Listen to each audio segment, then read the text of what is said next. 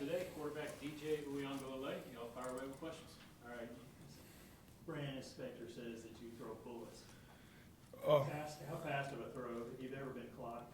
football wise? Yeah. I never been clocked football wise, only baseball. But I mean, sometimes I guess I can throw the ball pretty fast. But I don't know. I haven't really been clocked with football wise, only baseball. Baseball 96 or something like that. Yeah, like 95, 96, sir. What do you think of football would be? I don't know. I've only seen like one video of someone getting clocked. What was that? David Carr and Patrick Mahomes throwing on the NFL Network. I think that's the only time. I think Pat hit like 62, something like that. I think that's insanely fast for football. So I don't know. I think somewhere. I don't know. I couldn't guess. I don't know. It's tough. I wouldn't even guess. TJ, you guys talk about winning the middle eight, the last part before the halftime and the first part after. Why is that the best time to kind of take control of the game? I think that's where a lot of momentum is starting, especially going in like the last 4 minutes of the second quarter, going into halftime. I feel like that's where a lot of momentum leads you into starting off the half. Like in the first 4 minutes of the third quarter, I feel like you have a successful last 4 minutes of that second quarter. You have the momentum in the locker room, and that momentum carries on over into the first 4 minutes of the third quarter. I feel like that's what we've been doing. Even if you're not in the true 2 minutes, you guys like to go faster at the end. Yeah, yes, sir. How much does that play into it? Just getting in a rhythm, going fast. Yeah, no, just going fast. I feel like guys just aren't thinking; they're just playing fast, reacting. I feel like it's a lot more reaction. You're playing fast. You don't have as much time to think. You just lean on the work and the preparation you put in. And you're just out there just playing fast, reacting and stuff. Is that a big difference in the locker room? Have you noticed that? Like if you guys scored before the halftime, and what the locker room's like itself, is it different feel? Yeah, I guess so. I mean, shoot, obviously when you score, everyone's happy. Coming in the locker room, especially you have like a nice 2-minute drive or like 4-minute drive, a successful drive, even if it's you have 4 minutes left, but just going into halftime after you score, it's definitely a momentum builder coming in and out of halftime. TJ, how much does it improve your quality of life on a football field to have a group of tight ends that you feel comfortable throwing to? This makes my job a lot easier. You have a tight end room super deep with the tight ends that we have, and a lot of those guys, they can all run routes, they can all block, and it makes my life easier to be able to throw to a big guy like a tight end, 6'5", 6'6" guy, just go up there and jump and go grab the ball against anybody. So it makes my life a lot easier. Can you talk about the response you had after that interception, being able to just kind of shake it off and Streeter said you're unfazed and stuff like that, and you're able to go on that and still have a really good game. Can you just talk about your confidence level despite something like that happening? Yeah, I think just next play mentality. Coach Sweeney talks about it a lot. Be able to you throw a pick, definitely play. I wish I had back. Wish I would have threw it away. Done something different. But I mean, you can't change it. You just got to be able to keep responding. And the biggest thing Coach Streeter always says is that adversity is going to hit. No matter whatever game we play, each and every game there's going to be some type of adversity you got to face. So the biggest thing he wants us to do is be able to respond to that adversity. So that's the biggest thing he preaches. Are you better at that this year? I feel like definitely. I feel like I definitely am better at that. Just responding to adversity. I feel like I went through a lot last year and be able to like just go through it last year and be able to have a different response this year. Just kind of understand like if something goes wrong, how do I respond to it? I feel like coming this year I had a better understanding of what if something went wrong, what was the better ways to respond to it. And I feel like I have a better understanding. I feel like I understand it a little bit better this year. Yeah. Do you think part of that response is you try to do more, like you're trying to do too much, get outside of yourself after the mistake? I mean, after a mistake, yeah, you don't want to do too much. You don't want to press. I think the biggest thing, you just don't press. Like, interceptions are part of football. It's going to happen. I mean, obviously, as a quarterback, you don't want to turn the ball over, fumbles, interceptions, or anything like that. But the reality is you're eventually going to throw one. I mean, obviously, you don't want to throw one, but it's going to happen. So the biggest thing is just the way you're going to respond to it. Like, hey, you throw a pick, or you're going to come out and throw another one, or you're going to come back and throw a perfect ball, throw a strike, and just keep throwing and just act like it doesn't happen. So that's the biggest thing. BC did a lot of showing one thing and then a little post-snap adjustment, getting kind of pressure. You saw the 3-5 of NC State the week before that. Wake did some different things. What's this like for you right now? You're seeing it seems like something a little bit new or different every week. For you, do you like that challenge of seeing this type of stuff?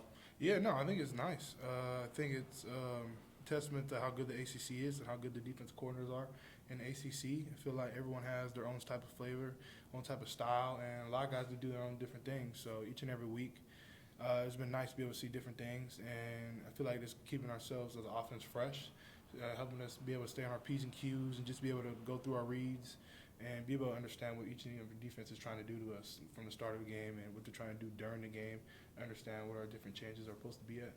So it's been nice. Nobody got to play down there 2 years ago. Are you looking forward to going down to Florida State? Yeah. The chop, you know, Yeah, no. everything that goes along with it in Yeah. the night game? No, definitely. I'm excited.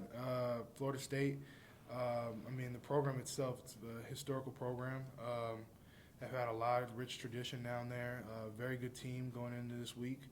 And I've never got to play there, so it's going to be exciting. And I've only seen it on games. I've never been to a game in person. I've always heard it so loud, like you have the tomahawk chop and stuff like that. It's just crazy just to be able to see. I mean, I remember when Jameis Winston was there, seeing the different games, stuff like that, and just see how loud the atmosphere was. But it's definitely going to be exciting. I'm excited to play down there. Coach Trader was talking about just you being so much more confident as a runner. Why do you think you're so much more confident, and I mean, how does that translate into being able to run the ball better? Yeah, I feel like one thing is 100% healthy.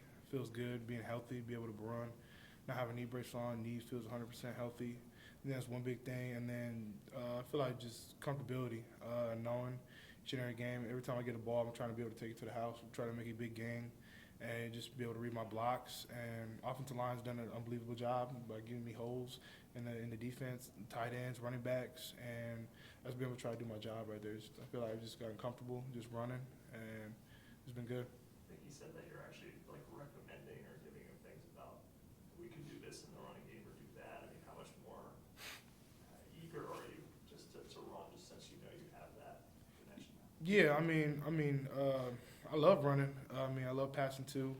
So I mean, it's whatever what the defense gives us. So I mean, whatever the defense gives us, that means I gotta run the ball as many times as I do, 30 times a game, or if I don't even have to run it. So it just depends. I mean, whatever the defense is giving me. But the quarterback run game has been working. So I mean, I like it. I mean, it's been good. It's been working out well. So hopefully, it continues to keep working. You said you wanted to take it to the house. I guess, do you still kind of kick yourself that? Yeah. Yeah. I mean, I knew I was going to outrun the defense. Definitely know that's not what I'm going to do. So, it's just reality. I know I wasn't going to outrun them, but I tried to cut back. I just ate it. Just fell on my face right there. It looked pretty bad. I watched the TV copy. It looked pretty bad. I wish it didn't look that bad, but yeah. But I just got to keep my feet underneath me. I guess you were like laying there flat on the ground for a second. Yeah. What was going through your head? I was just pretty pissed. I was pretty mad, pretty upset. I was pretty bad. I was like, damn, I had a chance there. If I just cut back, kept my feet underneath me, tried to do too much right there. But I was pretty upset. Yeah. DJ, what are your thoughts on Kobe Pace being out for a while? It's tough, man. It's a big back for us. Kobe Pace, he does a lot of things in the pass game and the run game. Extremely explosive back, but I know we have a lot of guys behind him with Ship, Kobe, Ship, Moff, and Dominique, Keith. There's a lot of good running backs still, so they'll be able to pick up for Kobe, but we just got to be able to rally around him and be able to encourage him. And he'll be back soon, hopefully, and just be able to make sure he's doing the right things. He tried to come back and it just wasn't going to work. Yeah, I don't totally understand what happened. I know he tried to come back, and I know he had a foot problem. It's tough, but I mean, Kobe's a worker, man. He's a hard worker. He's a great running back. I know eventually he'll be back out there soon. I can't wait. Any questions for DJ from Zoom? Hey DJ, this is Anna Adams with Clemson 24/7. Coach Streeter said earlier today there might have been a couple instances where you could have pulled it against Boston College. Do you know those particular instances, and do you feel like you err more on handing it off to the back, or do you feel like it varies from game to game in terms of that decision making? Yeah, I think there was definitely some pictures I could have pulled it. Like 1 or 2 pictures. Maybe I should have pulled on zone read. And then for the main part, I mean, it's not like a certain game where I think about I'm going to pull it more this game. It's just basically what the DN gives us, especially on zone read, reading that DN. DN did a good job for Boston College making it tough. There's a couple pictures that I thought I could have pulled it or I could have gave it on some of the pulls and stuff like that. But it was the defense did a really good job. Defensive end did a really good job of playing it this week.